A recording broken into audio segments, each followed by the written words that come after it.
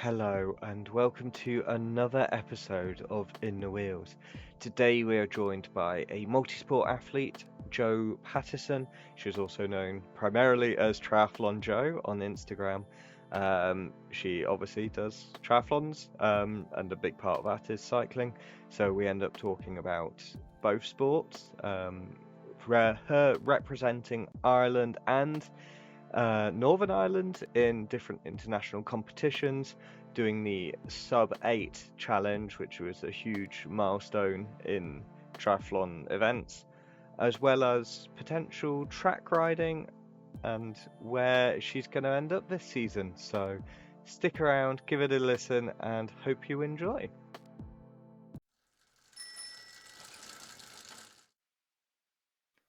Hi, thank you so much for joining me today. How are you?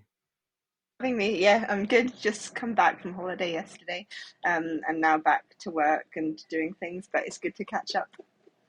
Awesome. Yeah, I think there is a slight lag on this, so we'll let it round, but sometimes when you speak, like the first couple of seconds don't come up, but as I say, we'll smooth it out. Whether this bit stays in, I don't know, but we'll get with it. How was the holiday anyway? I saw a lot of fitness going on from what I remember. I kind of just needed a bit of a break, really. So it was more of a relaxing holiday, but I'm not one to sort of lie on the beach all day, every day. So kind of kept some activity and fitness and a race here and there going during the week. Yeah, I think you are actually the first proper, like, we've had multi-discipline cyclists on, but we've never had a sort of multi-sport athlete such as yourself on before. How did you find cycling? Was it like, were you always in love with cycling, or was it kind of a byproduct of wanting to do multi-sport? To be honest. I used to be like a track runner, like athletic, sort of like 200, 400 meter runner. And then kind of did a lot of gym work and sort of strength training and that kind of Olympic weightlifting almost at competition level. And then I was kind of working with a group of people just before COVID hit. And they were entering like a fun triathlon and they were like, do you want to do that fun triathlon? So I was like, yeah, why not? Um, but because I'm quite competitive, like I go all in on things, so kind of bought a bike for that triathlon and then figured that I love cycling through that. So yeah, it was kind of totally by accident that I found sort of cycling and triathlon and things. Wow, because that's so mad that, like, because triathlons aren't easy to get into. They're, you know, like they are hardcore people who are doing them, like, because you got to train really, like, full on for three different events. Like, it's hard enough finding time to do just the cycling, let alone fitting in swim training and everything that goes into that, into breathing technique, and then into running as well. Like, obviously you've got the running background, but that's from sprinting. And how did you find that transition from the sort of sprint running events to then do long distance run with two other sports added before you even get there? And I think, yeah, I was really an anaerobic athlete, sort of like gym and sprinting. And then, I mean, my first triathlon was technically a sprint triathlon, but even so, that still involves a 5K run, which for me is like, was at the time like a marathon run. So I had to kind of totally change things up.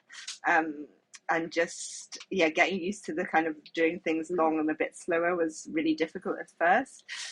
But now I kind of am the opposite. Like I used to always win a sprint finish in like park run, and any race I did, it would always like beat anyone in the sprint finish. And now I'm kind of like, I feel like I'm more of a tortoise. I can keep going for ages, but that sprint side of things has kind of like gone a bit downhill.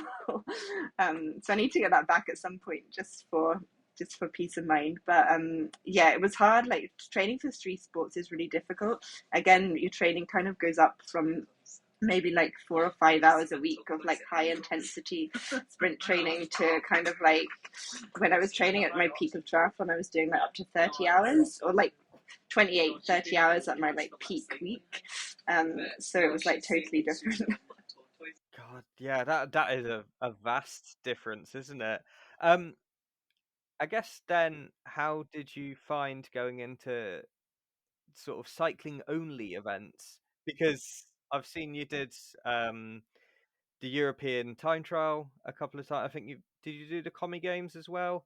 Um, and obviously, like, were you ever tempted to be like, oh, I better jump in a pool for a quick like 100 meters just to make sure I've got like a bit of swimming in me so I can do the cycling? Or was it like, yeah, how did you find doing just a cycling event? I found cycling, I found I was really good at it, and that's what I love to do. And yeah, especially like time trialing, where I was kind of like position optimization and aero cycling and things.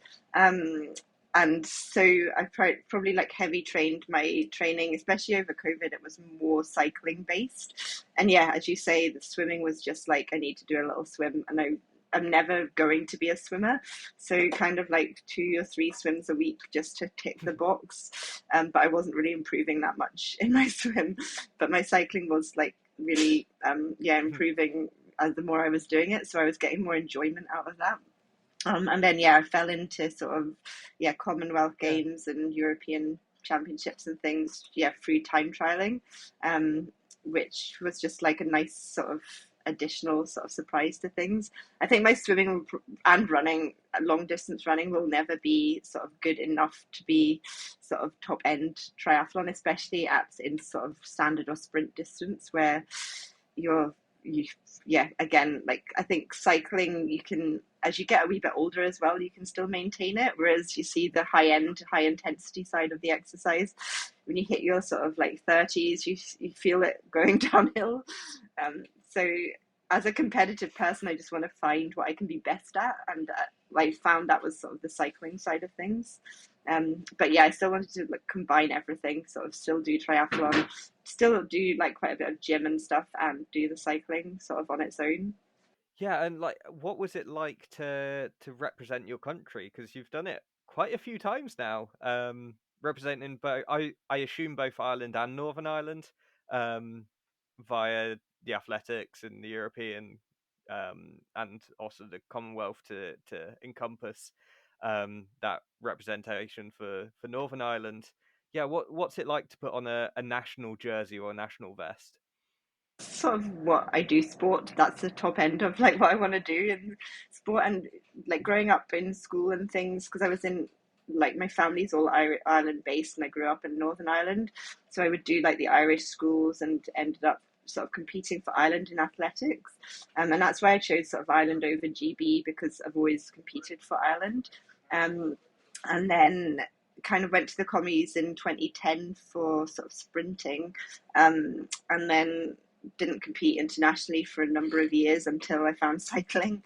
And then it was only just a bit of a whim. I was like, oh, I could maybe see about the Commonwealth Games for cycling and time trialing, and looked into it, and just didn't really think it would happen, but then it ended up like happening. And I think yeah, competing sort of internationally is the like why I sort of the top end of what I want to do and things. So um, I've been working sort of full time throughout my whole like training career and things. So I thought I wasn't aiming to be like a professional, like full time professional athlete. So I think the international, like competing at that level, is sort of you know sort of the road I went down, or the targets that I was aiming for. Yeah, awesome. And as you've brought up work, like, it's quite interesting to see um like how you marry the kind of sport side as well as what you do as your day job. I believe it's, well, what is your day job, and yeah, how do you combine that with sporting? GP sort of by day. Well, at the minute I'm at the ice hockey. I do like quite a bit of sports medicine as well. So I do like the Glasgow Clan ice hockey team. So this morning I've just been over there. But yeah, it's a bit of a combined. I've got sort of 3 different jobs that I work. Um, and but the mainstay of it is like being a GP, and but it keeps me going. Yeah, definitely. And how, well, does the fact that you've got this kind of medicine background help with regards to your own body and going, okay, something's gone wrong here? Like, say you tweak a muscle and you're like, oh, I know what this is and I know what the solution is, rather than having to see anyone. Like, does it ever help you? positives and negatives, I think. I mean, I've had a bad year the past year, sort of health wise. Hmm. I had a bad bike crash sort of nearly 2 years ago now, like a year and a half ago. And then had a really bad like head injury, had like concussion after that, and then ended up having a couple of strokes, and then have had a lot of like health things going on. And I think you do question it, sort of you over question it when you're medical, which can be bad at times. The muscle side of things and like MSK stuff, it is helpful, and it's helpful having people around you, to be honest. I've got like so many contacts within medicine and within sports medicine that I can just go to sort of whenever I need. So like one of the physios is right here now. Like she deals with a lot of things that I'm complaining about, and so I have like that's all good and positive, and helps within sport. So yeah, it has its ups, it has its positives and negatives, I think. Yeah, yeah, definitely. I was surprised when you mentioned that you'd had a couple of strokes. That caught me completely unawares. Like, does that change your, like, having been through it, does it change your outlook on what you're aiming for in sport, or is it just still, keep going as you were before? Hard just following that and getting back into it. I think after my bike crash, I'd put a lot down to sort of post bike crash and hit post concussion symptoms and things. And I was doing high rocks last year at the World Champs in Nice, with another guy that I was doing that with, and had like a episode that was more like concerning to me as a medic sort of thing. So I'd mentioned it to a friend who Hmm. works in stroke. And he was like, "Oh, you should definitely get like a scan to get that checked out." And it ended up it was a stroke, and it had shown I'd also had like a previous one, which had obviously happened at some point in this post-accident phase that I'd been just attributing to that. So I think you're invincible until all of this sort of thing happens, and then you kind of do question things a lot. Um, so it's taken me a long time, like quite a while, to get back to sort of the level I want to be, and I'm still not at that level yet. So I'm taking this year as sort of like a bridging year, I think, to get back into competing, and just to get back into sort of feeling comfortable competing and feeling that I can start building it again. And hopefully next year, then I'll be able to have like more performance based competitions and things again. Yeah, yeah, definitely. It'll be great to see you competing and hearing about all your exploits. We will go on to social media just as the kind of final topic, but before then, um, I did see on your own social media that you've done a bit of track cycling. Is this a potential career move to go into individual pursuiting or kilo, or I don't know what else? Or was that just like kind of a fun little session you were just having? Fun thing that I was doing. However, I do love it. Like I love track and things. It's just the logistics of it that I find quite difficult. I mean, I live in Glasgow, so it's great. We've got the velodrome and things, but I'm obviously in my 30s and don't really fit into the development programs and things. And getting the training, getting the track time is difficult. Um, so I did try it for a period of time, and I've not done it for like a good number of months now, but I wouldn't write it off down the line. Like I love like the individual pursuit and the idea of doing that, and I actually do think that could combine my ability of like like aero cycling and time trialing alongside like an anaerobic sort of base that I'd had in previous years.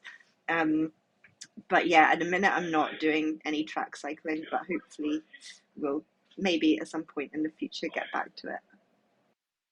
Yeah, I also think kilo maybe because that's the kind of almost the 400 meters of track cycling because it's, well, especially for women, it takes a little over a minute, which means it slightly pushes it towards an aerobic effort, but it's still very anaerobic, as you say. And it's kind of, yeah, potentially even that would be interesting to see how you get on because I think at the World Champs or Europeans or wherever, like they had a mix. They had some girls who were sprinters do it, like Iona Moya, and then they had some endurance riders doing it. I can't remember who won. That's on me for forgetting, but I know there was definitely a blend of cyclists. of the kilo, but actually, as you say that, it's just just over a minute, so it probably is a good sort of time for me to sort of go full out. I do think the individual pursuit, especially now it's gone up to 4,000 meters, is quite long to be going like super hard for. I find that like it's a bit you hit your lactic quite. Oh, I hit my lactic. What I call a lactic sniper that hits quite early, and so to keep that going for 4K is pretty Mm. difficult. So yeah, as you say, like the kilo may be an option. It may be something I'll look into here because I do love track. I love the idea of track, and I kind of I used to love like indoor running and things as well, and it's kind of similar to that but on a bike. So yeah, I might look into it actually and see. Yeah, and also, like, how did you find riding a fixed gear bike? Yeah, at the start it was funny. Like it was obviously a totally new thing, and like not having brakes, not being able to stop pedaling, and not being able to change gears. But I think you get used to it really easily. And after you've sort of gone around a few times, I think yeah, you do like did take to it okay. The time I did the individual pursuit for a little while, I had like it was in COVID or just after COVID, and I actually had really bad COVID. And then obviously the breathing, because in the track the air and it's like a bit. It makes your lungs painful anyway, so I think it probably wasn't the ideal time to be doing it. But I would love to try it again. And yeah, as you say, I might actually look into the whole kilo thing. Because they are good. They are good. The Glasgow sort of system is good. Yeah, I mean, I lost you a little at the end, but um, yeah, it is fascinating to hear how you adjusted because there've been times where I've ridden a fixed wheel, and I think as a bunch racer, I did a sprint for the line, and the typical cycling sprint, you lock your legs out to push the bike forward, and you really cannot get away with doing that on a fixed wheel bike. You will either crash, break your legs, or stand up very quickly. I did the latter, thankfully, but it's a mistake you don't repeat too often. You learn very quickly from it.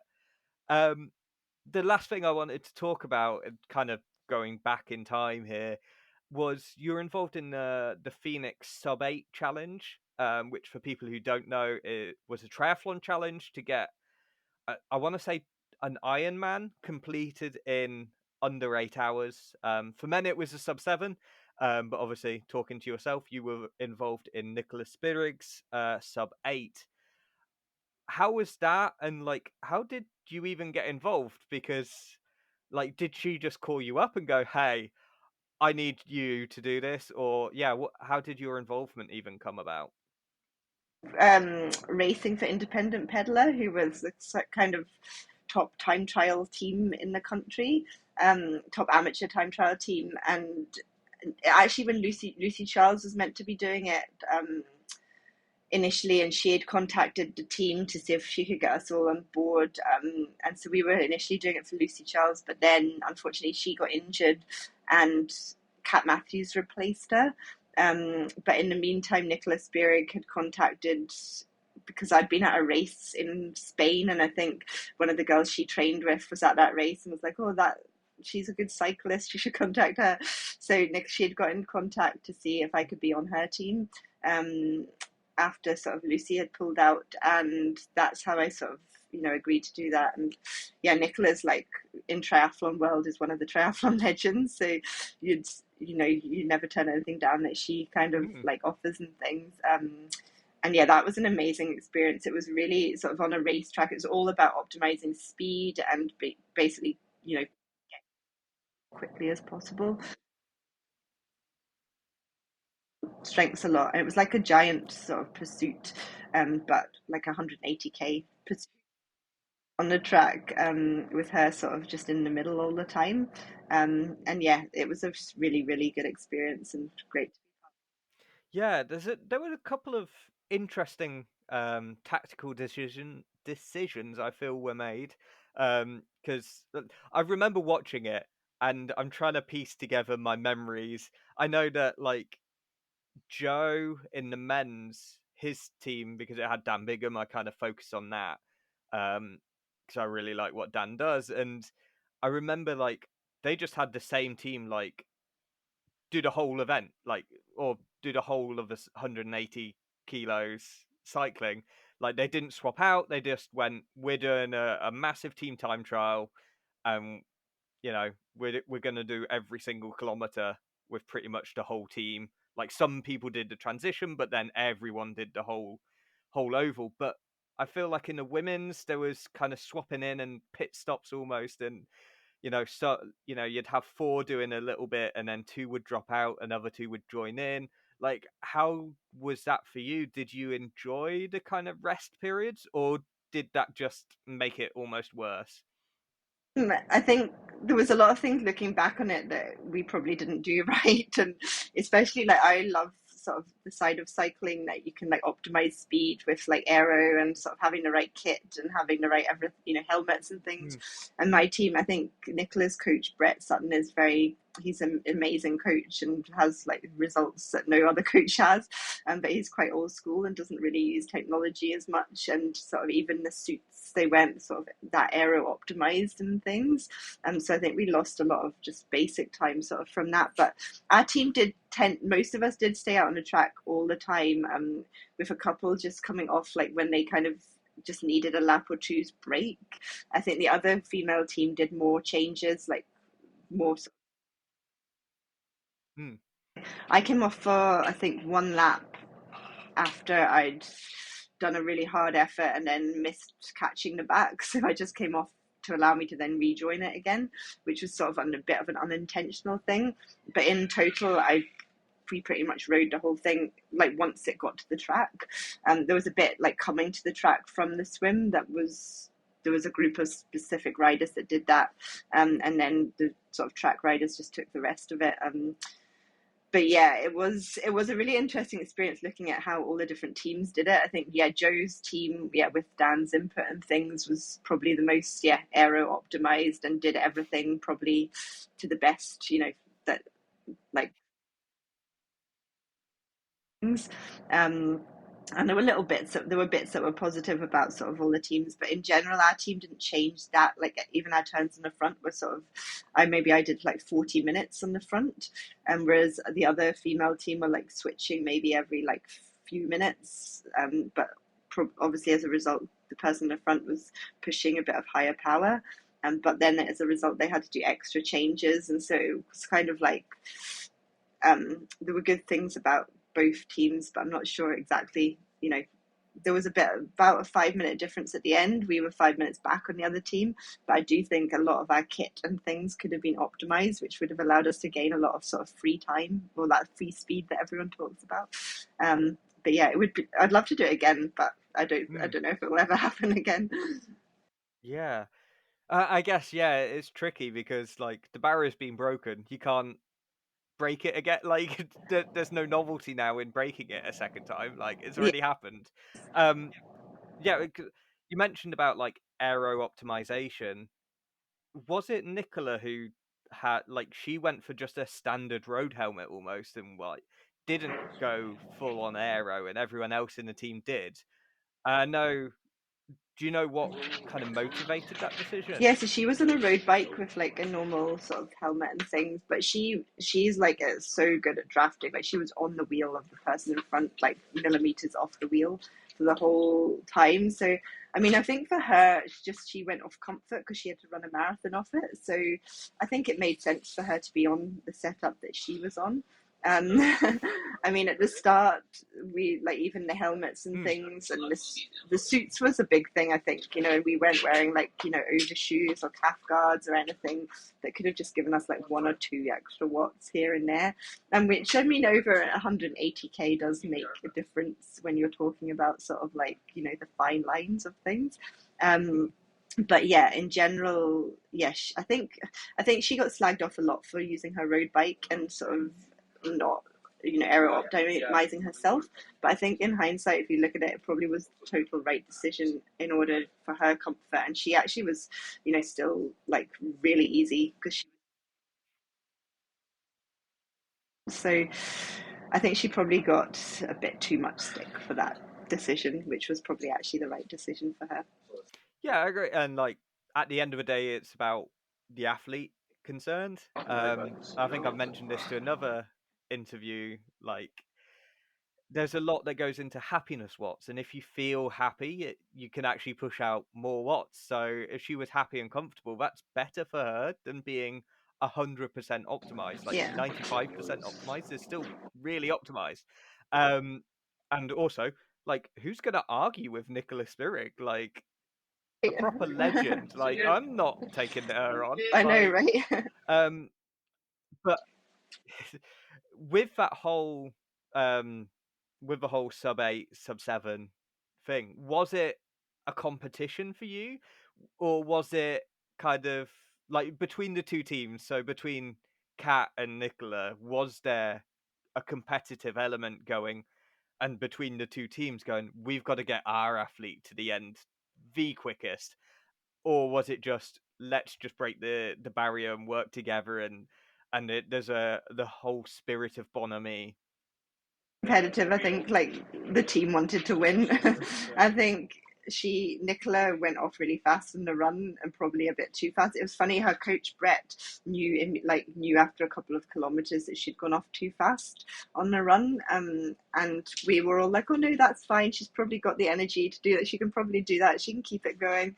But he was totally right. I mean, she obviously still had a really good run, but she probably, I think, yeah, overcooked it a bit on the run and maybe lost the win against Kat on that. I mean, all the athletes went sub 8 or sub 7, so they all achieved that. But I think, which was all, really positive, and that's, what they wanted to do. But at the end of the day, there's still sort of that competitive side of things, and always want to win. Yeah, but then you still got that, like, it's actually like, I'm thinking about it and it gives me goosebumps, like, secondhand, because I was never there, but watching it, I remember everyone from the team doing that last kind of 100 meters running with the athlete, and just how beautiful that was in a way. Like, yeah, how did that feel to be in the moment for? Such a great event, and like the team actually gelled really well, and like we all got really close. And I think, yeah, the fact Mm. that they still did break the 8 hour mark, it was still a success for the team. I mean, obviously one team had to like be a bit slower than the other team, but I think, it was still a success all round, and you can take sort of, they've all achieved what they wanted to achieve. So I think, yeah, it was definitely not a sad occasion at the end of that race. Everyone was happy, and it was, it had been sort of achieved, and that we were also happy for the other team as well, that they sort of, did what they did. Because I think, yeah, both athletes that day, Nicola and Kat both sort of demonstrated, what the human body is capable of, and they both had like epic marathons at the end of it.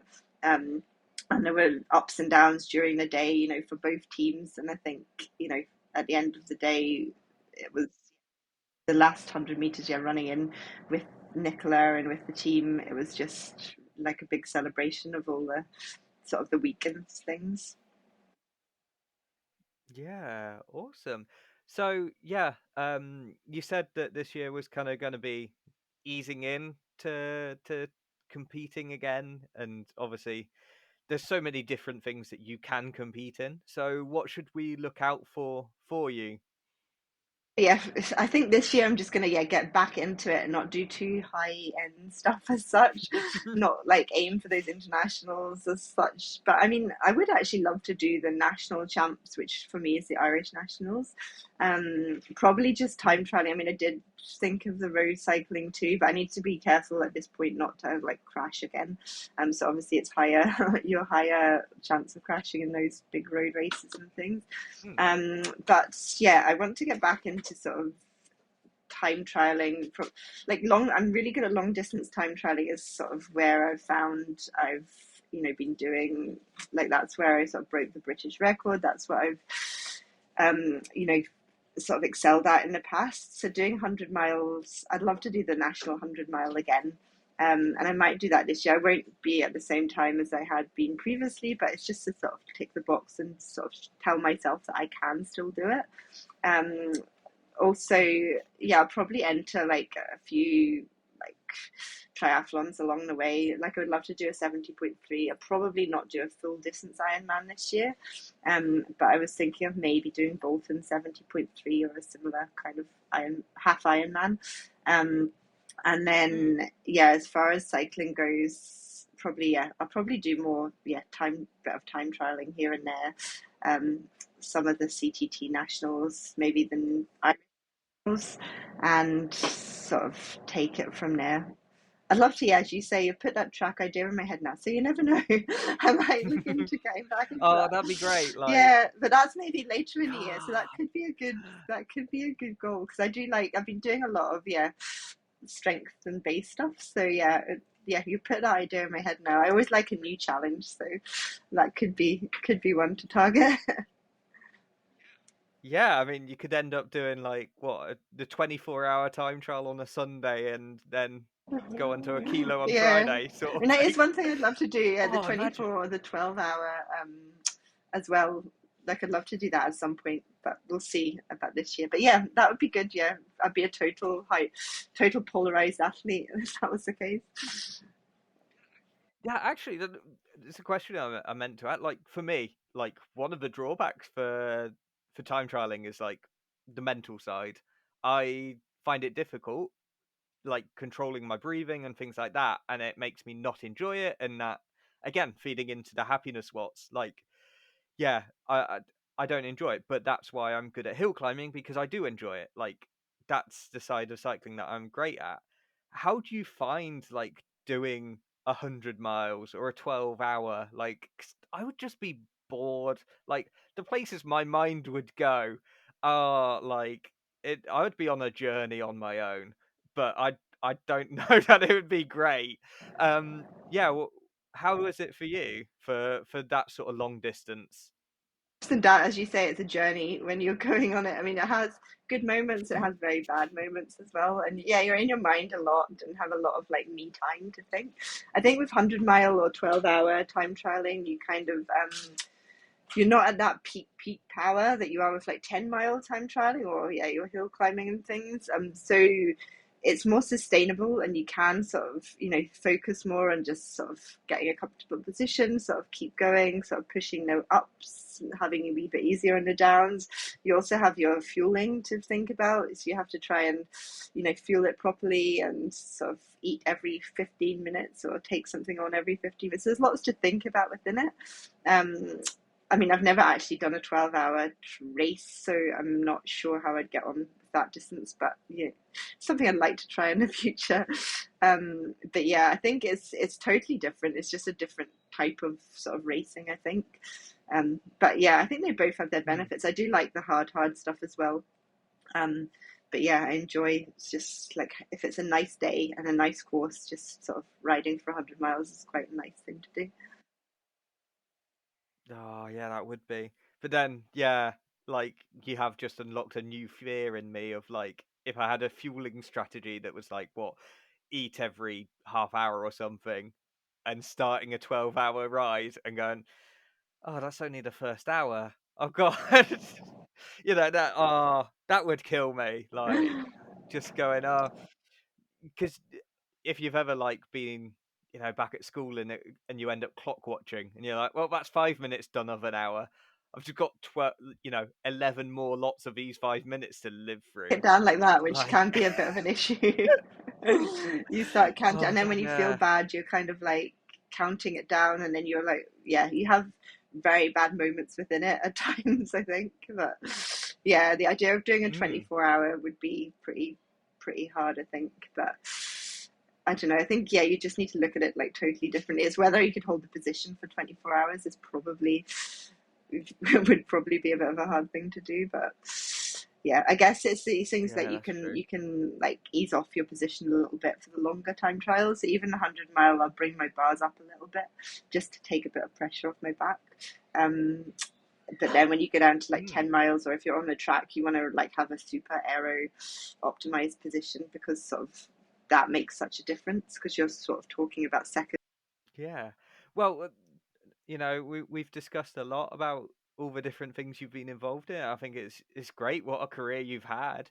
And obviously looking forward to this year. It's going to be really entertaining seeing where you end up.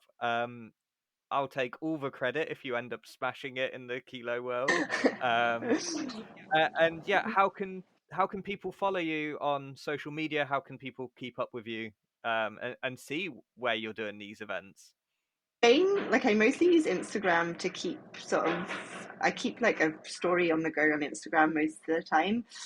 So I use that more than like Facebook or other social medias. So yeah, my Instagram's Triathlon Joe, and I tend to, yeah, I mean, I update that quite a lot just with life stuff in general, whether it be work, whether it be training, whether it be racing, whether it be what I'm doing. I mean, I'm quite open to things as well. I know a lot of athletes sort of hide a lot of things. They hide a lot of their powers. They hide a lot of their training sessions and things.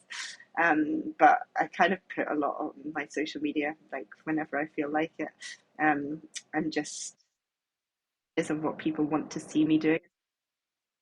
I like people giving me ideas, like you giving me that kilo idea is a really like good thing, 'cause no one's ever said that before.